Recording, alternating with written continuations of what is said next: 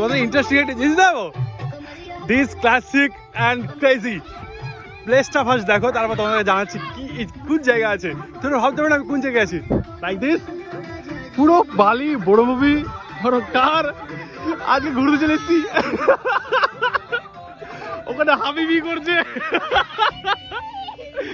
Actually ব্যাপারটা হচ্ছে এটা আমাদের প্লেসেরই একটা জায়গা, তো এত ক্লাসিক জায়গা না, মানে বলে বুঝতে পারবো না।